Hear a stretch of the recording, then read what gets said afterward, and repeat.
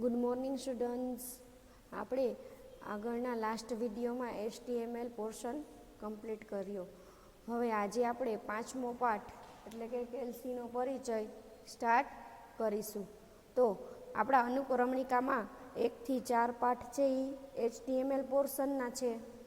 પછી 5 થી 8 છે એ કેલ્સીના છે અને પછી 10 થી 16 છે એ સીના છે, લેંગ્વેજ સી. બરાબર. હવે આજે આપણો બીજો પોર્શન સ્ટાર્ટ કરવા જઈ રહ્યા છીએ. તો 5મો પાઠ છે કેલ્સીનો પરિચય. કેલ્સી એટલે કે શું? એનું ટૂંકું નામ છે કેલ્ક્યુલેટર. આપણે કેલ્ક્યુલેટરમાં શું કરી શકીએ? તો કે ગણતરી કરી શકીએ. સરવાળા, બાદબાકી, ભાગાકાર, ગુણાકાર, પછી પર્સન્ટેજ, એ બધું કેલ્ક્યુલેટરનો ઉપયોગ થાય છે. બરાબર. એવી જ રીતે આપણે કેલ્સીમાં જોઈશું. કેલ્સી શું છે? તો કે ઓપન ઓફિસ સ્યુટનું એક વિજાણું વિસ્તાર પત્રક છે. Electronic spread sheet package. Spreadsheet એ એક પ્રકારનું સોફ્ટવેર પેકેજ છે. તમે આગળના ધોરણમાં છે એ તમે એક્સેલ શીખી ગયા, એવું જ આ કેલ્સીનું ફંક્શન છે. એમાં તમે માર્કશીટ બનાવતા હતા, બરાબર ને? પછી એમાં માર્ક ઉમેરતા હતા, એના સરવાળા, બાદબાકી, ગુણાકાર, ભાગાકાર કરતા હતા, એનું ટકાવારી કાઢતા હતા. એ જ પ્રમાણે આમાં કેલ્સીનો ઉપયોગમાં થાય છે, જે દસ્તાવેજમાં ઝડપી અને સચોટ ગણતરી કરવા માટે દસ્તાવેજની માહિતીને આકર્ષક રીતે ગોઠવવા માટે એટલે કે ફોર્મેટ કરવા માટે વપરાય છે. માહિતીને યોગ્ય તેમજ આકર્ષક રીતે ગોઠવવાની ક્રિયાને ફોર્મેટિંગ કહેવાય છે. તમે વ્યવસ્થિત રીતે ગોઠવો તો શું કહેવાય? ફોર્મેટિંગ. એટલે આપણે સમજવામાં સહેલું પડે. આ સ્પ્રેડશીટ પેકેજનો ઉપયોગ નાણાકીય અને હિસાબી દસ્તાવેજના વ્યવસ્થાપનમાં, માહિતી પત્રકો તૈયાર કરવા, મોકલેલા માલની કિંમત સાથેની યાદી બનાવવા, વૈજ્ઞાનિક અને આંકડાકીય સંશોધનો પરથી માહિતી વિશ્લેષણ કરવામાં તેમજ માહિતી ઉપર વિવિધ પ્રકારની ગણતરી કરવામાં થાય છે. કોઈપણ સ્પ્રેડશીટ પ્રોગ્રામ ડેટાનો સંગ્રહ કરવા, તેના ઉપર ગણતરીઓ કરવા તેમજ માહિતીને રેખાત્મક રીતે એટલે કે ગ્રાફિકલ રજૂઆત કરવા સક્ષમ હોય છે. આપણે જ્યારે બિલ બનાવીએ ત્યારે એમાં એક વસ્તુ લીધી હોય તો એક આરે, અને 2 લીધી હોય તો 2ના ભાવ, 4 લીધી હોય તો 4ના ભાવ. બરાબર. અને એનો પછી શું આવે? ટોટલ થઈને આવે. તો એના માટે પણ કેનો ઉપયોગ થાય છે? તો કે કેલ્સીનો ઉપયોગ થાય છે. હવે આપણે આગળ જોઈએ સ્પ્રેડશીટ એટલે કે શું? તો કે સ્પ્રેડશીટની પહેલી પાર, બિયોન્ડ અ સ્પ્રેડશીટ. જેમ જેમ સ્પ્રેડશીટનું કદ મોટું થતું જાય છે તેમ તેમ સંચાલનનું કાર્ય શું બને? અઘરું. સ્પ્રેડશીટના વધતા કદના નિયંત્રણ કરવા માટે વર્કબુકનો એક ખ્યાલ અમલમાં આવ્યો. વર્કબુકનો મુખ્ય હેતુ સંખ્યાબંધ સ્પ્રેડશીટનું સારી રીતે સંચાલન કરવાનો છે.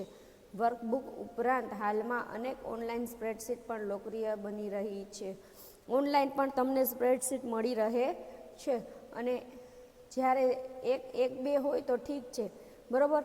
તો એક પેજ, 2 પેજ, 3 પેજ એવી રીતે હોય તો એનું શું થાય? એનું કાર્ય કરવું શું બની જાય? તો કે અઘરું થઈ જાય. એના માટે શું આવ્યું છે? એનો અમલમાં વર્કબુક આવી છે. હવે એની લાક્ષણિકતા જોઈએ. સ્પ્રેડશીટના પેકેજનો ઉપયોગ. સરવૈયું એટલે કે બેલેન્સ શીટ શું છે? તો કે એ નાણાકીય સ્થિતિના પત્રકો અને લાક્ષણિક એકાઉન્ટ ફોર્મેટમાં સારાંશના પત્રકો. પરિણામ વિશ્લેષણ અને મેરિટની યાદી બનાવવી. પરીક્ષાઓ જેવી કેટલીક પ્રવૃત્તિઓના પરિણામની ગણતરી, સોર્ટિંગ અને તેમજ ફિલ્ટરિંગ. કોઈ ચોક્કસ ધોરણ આધારિત પરિણામ. દાખલા તરીકે તમારું પરીક્ષાનું આવે પરિણામ તો એમાં ગણતરી કરવાની હોય છે. સોર્ટિંગ એટલે કે શું? તો કે ક્રમબંધ ગોઠવણી. મારે એ થી ઝેડ જોઈએ છે અથવા તો કે ઝેડ થી એ જોઈએ છે, તો એને શું કહેવાય? ક્રમબંધ ગોઠવણી કહેવાય. પછી ફિલ્ટરિંગ. દાખલા તરીકે પાસ થયા છે અથવા તો કે ફેલ થયા છે, કે અમુક ટકાવારી જોઈએ છે, તો એને શું કહેવાય? ફિલ્ટરિંગ. આંકડાકીય ડેટા વિશ્લેષણ.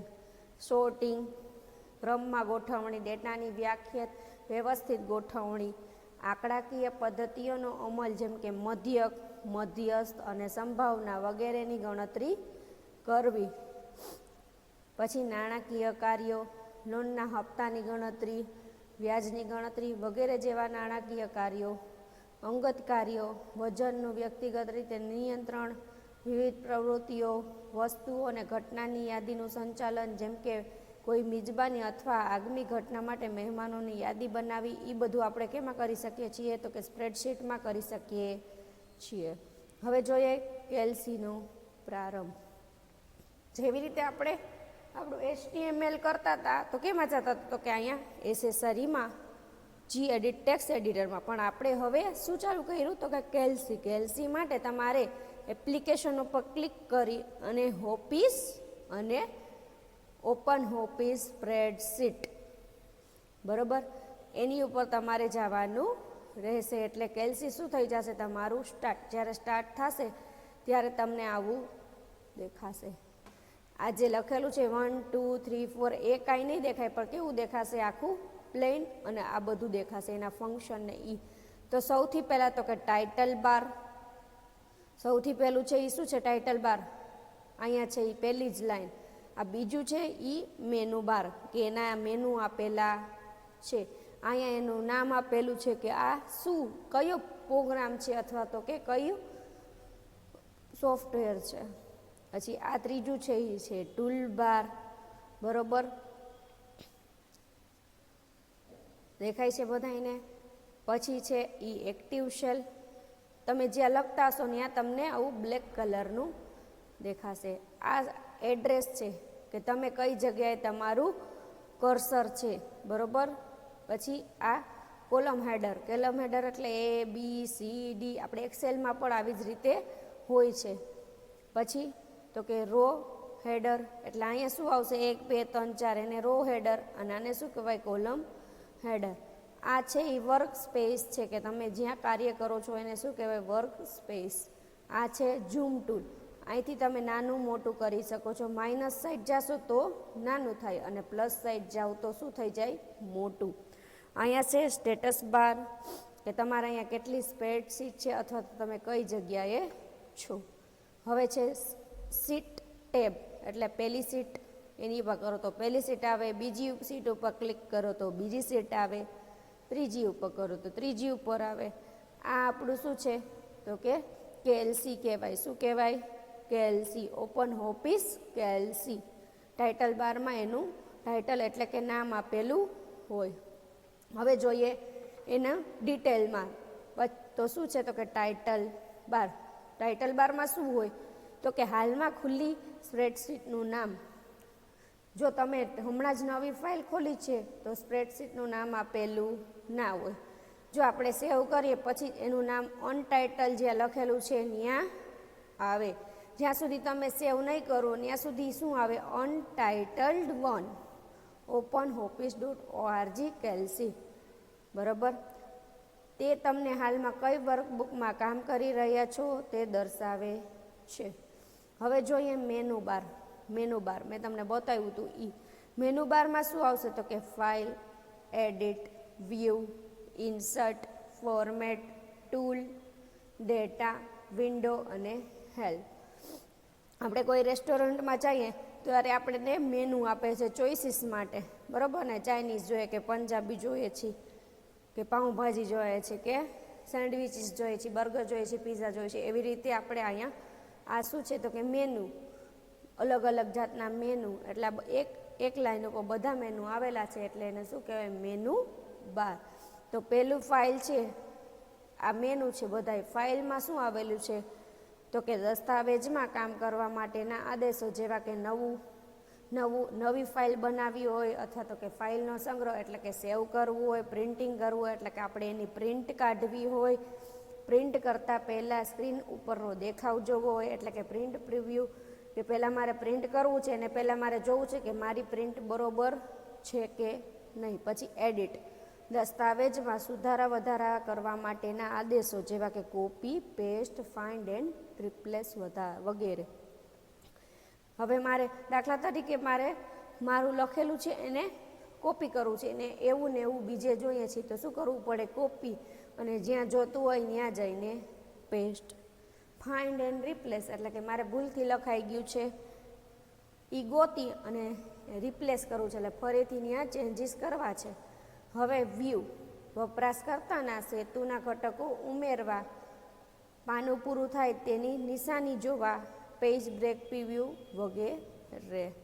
ઇન્સર્ટ આડી હાર, ઊભી હાર, વર્કશીટ, ઘટકો અને ઓબ્જેક્ટ ઉમેરવા માટે થાય છે. ઇન્સર્ટ છે એનો મતલબ શું તો કે ઉમેરવું, બરોબર. આડી હાર એટલે કે આડી લીટી, ઊભી હાર એટલે કે ઊભી લીટી, વર્કશીટ એટલે કે તમે નવી ફાઇલ ઉમેરી શકો છો. હવે જોઈએ ફોર્મેટ. સેલ ફોર્મેટ કરવા એટલે કે એક ખાનું છે એને ફોર્મેટ કરવું. પછી ઘટકોનો સમૂહ બનાવવો એટલે કે આપણે જે લખેલું છે એને શું બનાવવું, ગ્રુપમાં બનાવવું. સોર્ટિંગ કરવું. પછી શરતો ફોર્મેટિંગ કરવી એટલે આપણે ફોર્મેટ કરવું, આટલાનું આટલા વચ્ચે હોય તો જ મને નામ દર્શાવવામાં આવે. સોર્ટિંગ કરવું એટલે કે પાંચ દેખાતા હોય એવા જ મને દેખાવા જોઈએ, અથવા તો કે 10 દેખાતા હોય એવા જ મને દર્શાવવા જોઈએ, તો એને શું કહેવાય, સોર્ટિંગ કહેવાય. હવે જોઈએ ટૂલ્સ. વધારાના ટૂલ્સ જેવા કે સ્પેલિંગ ચેક કરવા માટે, દસ્તાવેજનું રક્ષણ કરવા માટે, સૂત્રો તેમજ ભૂલો સુધારવા માટે વગેરે. સ્પેલિંગ ચેક કરવા માટે એટલે કે આપણે અમુક વાર સ્પેલિંગમાં મિસ્ટેક થતી હોય તો એ ચેક કરવા માટે કે કઈ સ્પેલિંગની આપણે ભૂલ થતી નથી કે નહીં. પછી દસ્તાવેજનું રક્ષણ કરવા માટે એટલે કે ઇમ્પોર્ટેડ દસ્તાવેજ હોય કે એ ડિલીટ ના થઈ જાય અથવા તો કે બારે લીક ના થઈ જાય એના માટે દસ્તાવેજનું રક્ષણ કરવા માટે. પછી સૂત્રો તેમજ ભૂલો સુધારવા માટે. હવે પછી છે ડેટા. ડેટા ઉપર પ્રક્રિયા કરવા માટે, ડેટા સોર્ટ કરવા, શરત પ્રમાણે માત્ર જરૂરી ડેટા રજૂ કરવા, ફિલ્ટર વગેરે. પછી વિન્ડો. નવી વિન્ડો ખોલવી, સેલને સ્થાયી કરવું આપવું તેમજ openoffice.orgના ખુલ્લા દસ્તાવેજોની યાદી કરવી. નવી વિન્ડો ખોલવી એટલે કે નવું આપણું જ કેલ્સી ફરીથી ઓપન કરવું. સેલને સ્થાયી કરવું એટલે કે ઈ સેલ છે એ આપણે ગમે ત્યાં નીચેની સાઈડ લવાયા જાય તો એ ઉપરનો સેલ એમને આપણે દેખાવો જોઈએ, એ ક્યાંય જવો જોઈએ નહીં. ભલે આપણે છેલ્લે સીટમાં નીચે લખતા હોય પણ જે આપણે ફ્રીઝ કર્યો હોય, સ્થાયી કરવું એટલે ફ્રીઝ કરવું, તો એ દેખાવો જોઈએ. હવે જોઈએ હેલ્પ. વિધેય તેમજ વિનિયોગ બાબતની માહિતી અને સોફ્ટવેરની આવૃત્તિ વગેરે બાબતની મદદ. હેલ્પમાં આપણે પૂરેપૂરી ડિટેલ મળી રહે છે સોફ્ટવેર બાબતની. જો તમે કોઈ એક મેનુ પસંદ કરશો તો અનુરૂપ સબ મેનુ સ્ક્રીન ઉપર પ્રદર્શિત થાય છે. સબ મેનુના વિકલ્પ સાથે એક ત્રિકોણ આકાર કદાચ તમારા ધ્યાન ઉપર આવ્યો હશે. જો આ દેખાય છે અહીંયા ત્રિકોણ, ત્યાં ખુલી એટલે આવું સબ મેનુ ખુલે. મેનુનું મેનુ ખુલે એને શું કહેવાય, સબ મેનુ. ફાઇલ મેનુની અંદર શું આવેલું છે, આ ફાઇલની અંદર ન્યૂની અંદર સબ મેનુ આવેલું છે એટલે અહીંયા શું છે, ત્રિકોણ દેખાય છે. જો ઉપયોગકર્તાની સૂચનાઓનું પાલન કરવા માટે વધારાની માહિતીની જરૂરિયાત હોય તો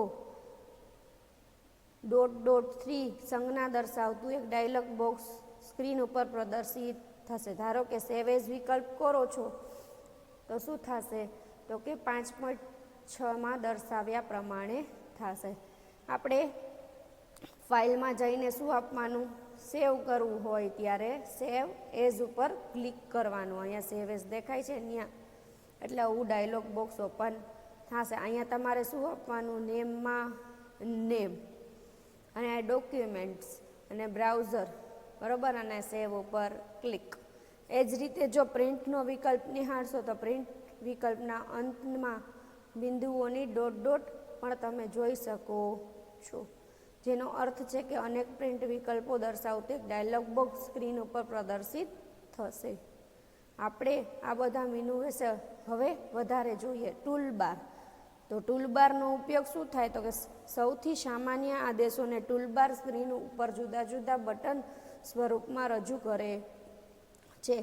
માઉસ પોઇન્ટરને ફક્ત તે બટન ઉપર ક્લિક કરીને તમે તે યુટિલિટીને પસંદ કરી શકો છે. કદાચ જો બટન શું કાર્ય કરે છે તમે ના જાણતા હો તો તમારે ફક્ત બટન ઉપર માઉસ પોઇન્ટરને ફેરવું પડે, તરત જ તે બટનને અનુરૂપ કાર્યનું સ્ક્રીન ઉપર પ્રદર્શિત થશે. વ્યૂ અને ટૂલબાર પસંદ કરીને તમે તમારી જરૂરિયાત પ્રમાણે ટૂલબારને પ્રદર્શિત કરી શકો અને પ્રદર્શિત થતાં બંધ પણ કરી શકો છો.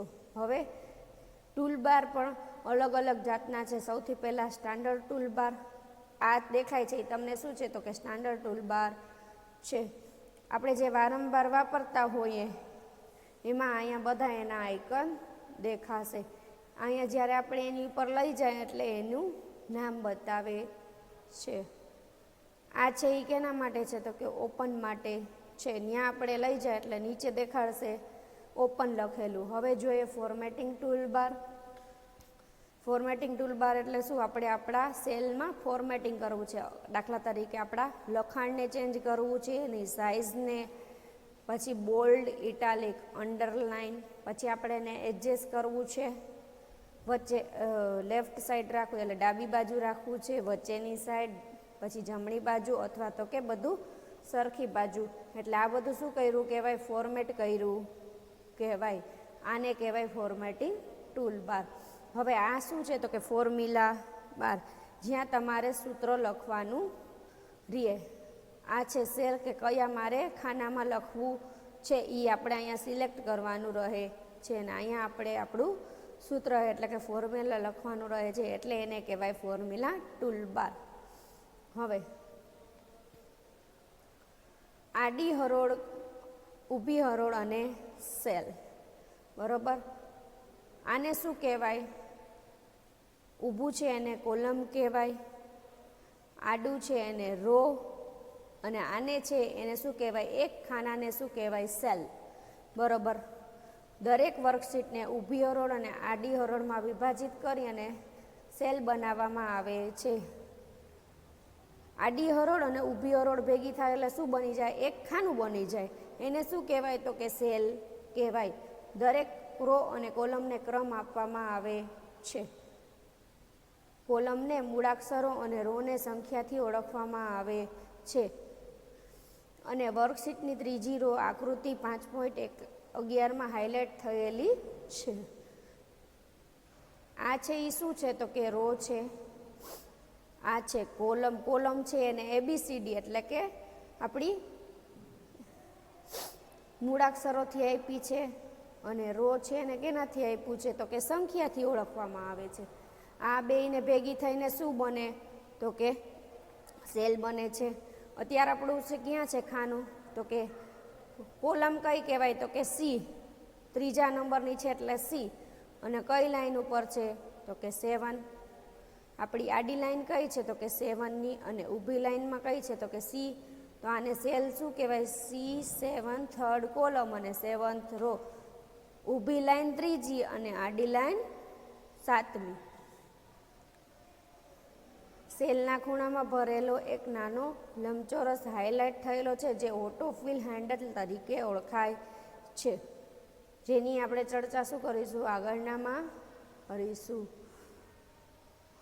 આપણે 1024 કોલમ હોય અને 1,38,576 રો એટલે કે આડી લીટી હોય છે. કોલમ 124 હોય છે, 1,38,576 આડી લીટી હોય છે. હવે આપણે ફોર્મ્યુલા અને ડેટા ઇનપુટ બારનું ડિટેલ જોઈએ.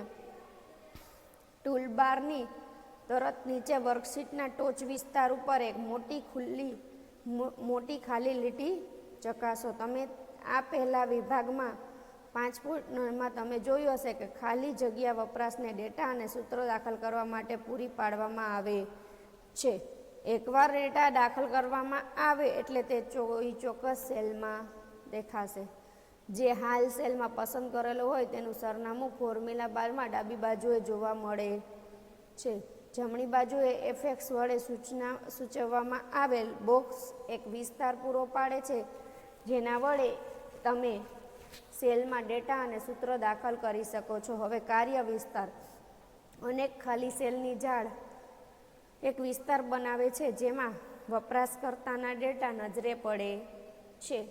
તમે કોઈ ચોક્કસ સેલ ઉપર ક્લિક કરી સીધા તમે તેમાં ડેટા સૂત્ર દાખલ કરી શકો છો. દાખલા તરીકે આપણે કોઈ પણ ખાનું સિલેક્ટ કરીને એમાં સૂત્ર લખી શકીએ છીએ. એ સેલમાં સૂત્ર જોવા મળશે નહીં, પણ ડેટા સ્વરૂપે તેનું પરિણામ જોવા મળે છે. સૂત્ર નહીં દેખાડ, પણ ડાયરેક્ટ એનું શું આવી જશે? આન્સર.